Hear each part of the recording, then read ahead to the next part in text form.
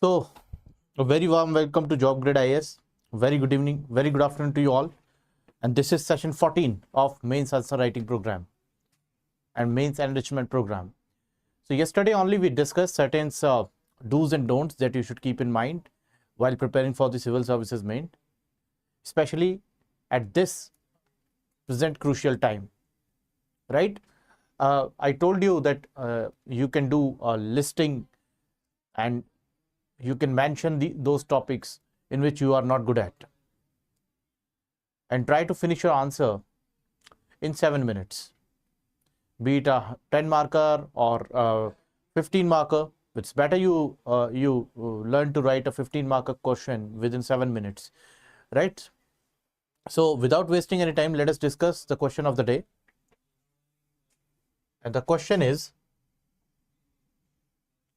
explain how the uprising of 1857 constitutes an important watershed in the evolution of British policies towards colonial India. So the keyword is very, very simple. Explain. You need to give explanation that how the revolt of 1857 transformed the British policies that drawn the different line of modern Indian history. Right, so let me give you some brief outlines of this topic. Okay, so whenever you study about the revolt of 1857,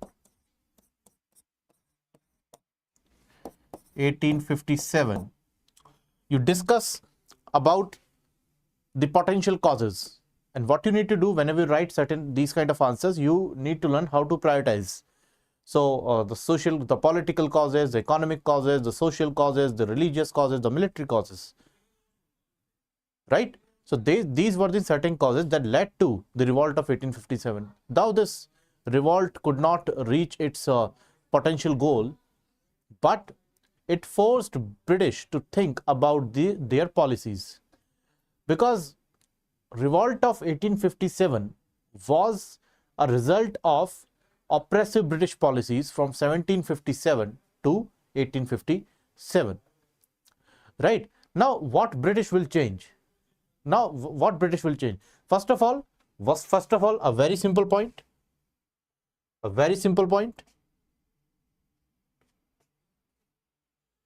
Let me see the layout of this board for you. The new board we got. Okay. So, what kind of changes we got? First of all,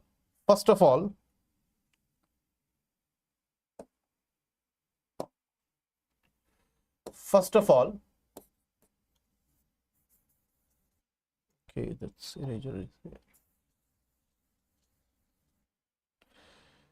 First of all, end of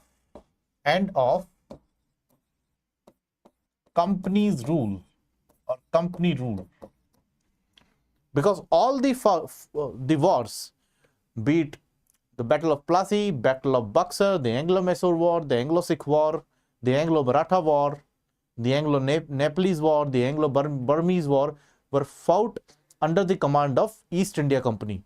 So now British Crown decided that company is no more present in India. They ended the company's monopoly. And what they did, they were doing this kind of, ending of company's monopoly in a phased manner. From Regulating Act of 1773 to Government of India Act 1858. Now, what they are doing, they have ended the company's rule. Next,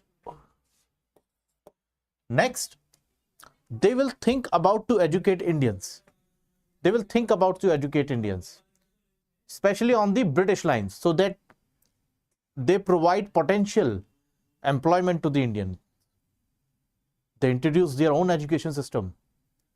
But that education system, the British education system, made Indians good clerks only, not officers.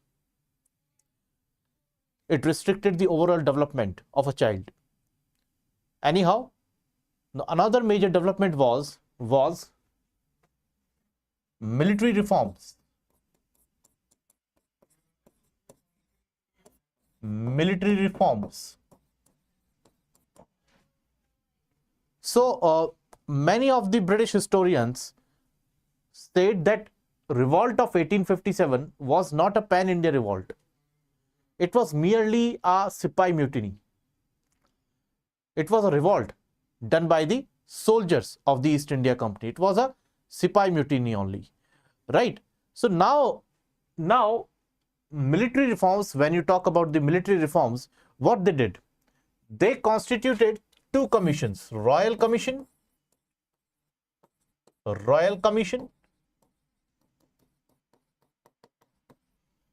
and Peel Commission. Peel Commission. Now this Royal Commission was constituted to reorganization of the British Army. They decreased the number of Indian soldiers, and the Peel Commissions divided the Indian regiments on the name of religion, on the name of caste, such as Jat Regiment, Punjab Regiment, Rajput Regiment, Gorkha Regiment, Garhwal Regiment, right? So these kind of regiments were raised. So they were reconstituted or reorganized, right? Now the third major thing that they did, the Crown's authority came over the princely states also.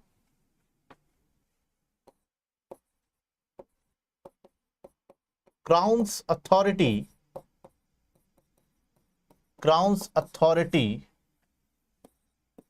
on the princely states. So what British did? They started, appeasing the jamidars. They started, appeasing the local rulers, the rajas of Rajwadas, right? So that they could consolidate their possessions. So next step, what they did? They abolished the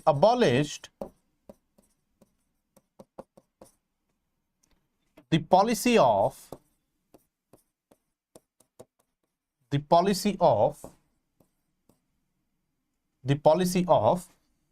expansion. Instead, they focused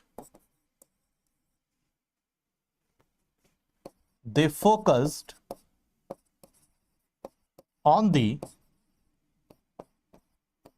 policy of consolidation. Instead of expanding their territories, they started focusing on their consolidation, right? So how they consolidated their power? They restructured their military. They introduced a lot of Indians into the employment. Now they made them the clerks. They introduced a lot of Indians into the police, but they were never promoted to the officer hierarchy, right? So this is how they consolidated their positions, right? So let us discuss all these points one by one. There are many points to discuss. So what you'll write in the introduction: the revolt of 1857 was a momentous event in the history of freedom of struggle of India. It marked the end of company rule, as we know very well, and the beginning of the Crown's rule. So Crown was actually company was not the most supreme authority in Britain. After all, the Crown was the topmost authority, and Crown was under the British king or queen. Now the Crown was indirectly ruling through the company. However, the company was very adamant. It was notorious for its policies, for its missions.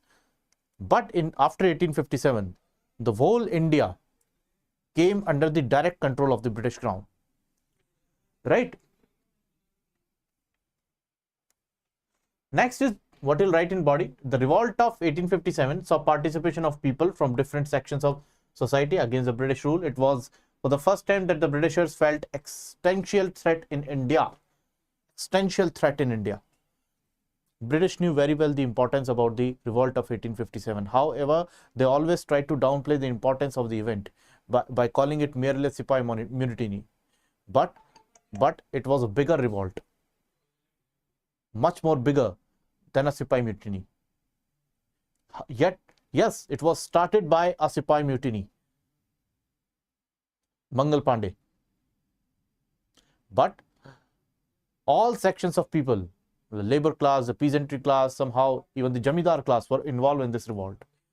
And British, saved themselves anyhow from the fury of this revolt. There were many reasons, because this revolt was concentrated in the northern India only. Most of the princely states supported the British. They supported the British army that time. But British knew the importance of this revolt. This was a big shock to them. And now they formulated their policies in such a manner so that such kind of result can be neutralized easily or can be bypassed, right? So actually they were threatened by the seriousness of the revolt. Next is major policy changes that took place after the uprising. End of the company rule by Government of India Act that came in year of 1858.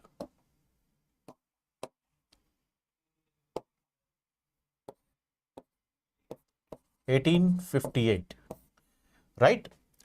The British government took charge of the Indian territory from the company. Thus, the princely states came directly under the British crown and provincial territories under the Governor General. Right? So, Governor General used to sit in a province. He used to be a head of a province, right? The governor used to be the head of the province. Above him, there was a Governor General who was the topmost authority in British India, as well as in the princely states. There was a tradition to accommodate a political agent, PA, right? And this political agent was a representative of British Crown in a princely state. He was a representative of the Governor General. He was a representative of governor of the state, of the province. Next, the British reformist attitude changed after 1857. Earlier, they talked of educating Indians and modernizing India, but now they became apprehensive and started following reactionary policies. Yes, they formulated many policies for education system, but after the revolt of 1857, the British crown took a lot of reforms, and they become very reactionary. They started doing the raids. They established their intelligence system so that they can trace the revolutionary activities. Even they played a politics of divide and rule, right? Next is restrictions. Restrictions on the press were increased under the Crown rule. Lord Lytton imposed the Vernacular Press Act in 1878 to curb the freedom of the Indian press, especially the Indian language newspaper, because English that time was a kind of a different language, completely different language for Indians. 99% Indians were devoid of the knowledge of English. And vernacular language is somehow a local language. So the Vernacular Act of 1878 was imposed on Indian press to curb their freedom of press, because they were publishing the British critique. For example, the criticism of Arms Act of 1878. The Arms Act itself was enacted by Lord Lytton. Under Arms Act, British knew very well that such revolts could happen at any time. So it's better to unarm the Indians in a phased manner. by the use of law. So what they did, they enacted this act. And a very prominent freedom fighter, Bipin Chandrapal, for his whole life opposed this Arms Act of 1878. Though the Arms Act of 1878 could not be revoked during the British time, it was revoked in 1956 and it was amended. So the Arms Act of 1878 and the Vernacular Act was a combined effort to disarm Indians on the weaponry side as well as on the press direction. Right? So whenever you have you generate some set of belief, you get some certain kind of knowledge. How do you got it? How do you generate it? Through newspapers, through magazines, through books, through journals.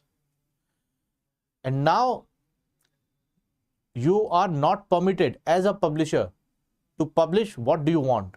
So it's a violation of your freedom of press. But that time there was no constitution after all. So this act was heavily opposed by the Indians. Okay. Next is, the British Army was carefully reorganized to prevent another revolt. They decreased the proportion of Indian soldiers. The Royal Commission increased the number of British soldiers in key positions and reorganized the army units to ensure that Indian soldiers were separated by caste and religion. But that time they played a policy of separation of caste and religion. But after World War I, the Indian soldiers proved themselves that the reorganization of the British Army did not break the Indian morale. The performance of Indian soldiers was much better than their British counterparts in World War I. And since 1932 and most probably in 1927, the Indians were allowed to the rank of second lieutenant. Right? So they came through a long journey. So this step was taken by the British Crown that now we don't want Indian soldiers because they are very rebellious. They created revolts. These people are not loyal to the British Crown. So let us reorganize the army. Let us decrease the proportion of Indian soldiers. And let us not allow any Indian above the rank of a Havaldar. So that you are bound to follow the orders of an officer who used to be a British officer, who got militarily trained at Sandhurst. Right? So this was these kind of reforms that were taken by the British Crown. Now British stopped the policy of annexation and expansion and started focusing on consolidation. The consolidation, right? What kind of consolidation? That we are now very rigid on our present positions. We are not going to expand further. After all, the entire India was officially a British colony. What we'll do now? British knew very well the Punjab, Lahore, Khyber Pakhtunkhwa was from this portion to South India was completely under their control. They never wanted to mess with the Afghans because that was a different terrain. And white soldier cannot be acclimatized for a harsh terrain such as Afghanistan. That was the reason. That was one of the reasons why British authority decided that now we will focus on our consolidation. The possessions, the consolidation of our possessions. We will not annex anything. They annexed all the things. You know very well that policy of doctrine of lapse that was propounded by Lord Dalhousie. You know the issue of Rani Chennamma of Kittur in South India way before the arrival of Lord Dalhousie, which was the root of formation of this policy of doctrine of lapse. Right? So, next is the divide and rule policy became the hallmark of the British rule after the revolt of 1857. For example, the British government tried to use the Muslim community against the Hindus and the national also. The separate electorates for Muslims were introduced in 1909. But before 1909, Lord Curzon played a very bad politics in Bengal. He gave a clear statement that I, the Governor General and the Viceroy of Bengal, designated by the British Crown, state or court that Bengal is a bigger state and it's very tough to maintain its administratively.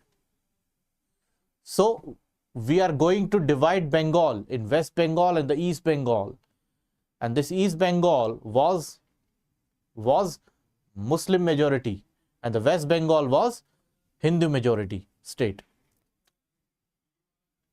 So the mentality behind to create a separate state for Muslims and create a separate place for Hindus, so that you can polarize, because that time Bengal was the biggest center of nationalism. The people like Surendranath Banerjee, the people like Bipin Chandra Pal, people like Subhash Chandra Bose, who used to be very young, right? These people, emerged in Bengal. The Chapekar brothers. These people emerged in Bengal and transformed it in a tough, hardy and a center of revolutionarism. So British divided it. They played the politics of divide and rule. And one section of Muslims from East Bengal unfortunately became loyal to the British. I'm not saying the other sections were completely loyal to the nation, but that gave, the rise of the formation of the Muslim League in 1906 by Salimullah Khan and Aga Khan. Clear? And then after, they demanded a separate electorate, which was the best opportunity for the British. And British materialized this demand in Government of India Act 1909. Right? During Lucknow Pact of 1916, when Jinnah was present there, Congress made their biggest mistake of their history. They accepted wholeheartedly the concept of separate electorate for Muslim community, which later on transformed in the communal award. Separate electorate for Muslims, separate electorate for Dalits, separate electorate for Anglo-Indians, separate electorate for Sikhs, separate electorate for Christians, for women. Right? So you can imagine the root cause, and then you can see the whole picture, the whole co-sequence. Right? It's a kind of a picture. It's a painting that is being painted by a painter, and a painter is a British. Painter is British, and this painter is somehow supported by the British Crown or somehow some of the Indian nationals that became loyal to the British. Clear? So now, what will you write in conclusion? What will you write in conclusion? So the uprising of 1857 had a major impact on the British administrative, economic, social policies of British Raj. Despite being a failure, the revolt terrified the Britishers. Leading to a hardened attitude. They even stopped pretending to be bringing modernity and civility. Right? What British claimed about that Indians cannot be civilized. They're rebellious people. But that was a mistake. Indians were very, very well civilized. Indians were a civilized society It was the British who deteriorated and Indian revolted against it. Indians could not be civilized on the British lines, right? They were well civilized themselves. The post-revolt years were also marked by the growth of a new political consciousness. It finally led to the rise of nationalism and organized movement for independence. After the enactment of Arms Act of 1878, we see the resistance by Bipin Chandra Pal, who was the father of revolutionary activities, the early revolutionary activities in India. Many of the revolutionaries came into being. Veer Savarkar, Anant Lakshman Karkare, Kartar Singh Sarabha, right? The moderate formed the Indian National Congress in 1885. Clear? In 1885, that led the Indian national movements. Along with them, lot of revolutionaries came into being. Bhagat Singh, Sachin Sanyal, Rajguru Sukhdev, Chandrasekhar Azad, Ram Prasad Bismil, Ashfaq Ullah Khan, and then after the World War II, which paved the way of Indian independence. This is a mains question, how the World War II paved the way for Indian independence. We will discuss it later. So enough for the today. I hope you understood the context of the question, and this question was asked in UPSC Civil Services Mains 2016, and this used to be at 200. The word limit was 200. The pattern changed after 2018. The word limit increased by 50 words, right? So this was the question for the day. I hope you enjoyed the session. I'll bring up more sessions by tomorrow. Today I'm coming live at 6 p.m. with prelims program, prelims 2026. So stay tuned.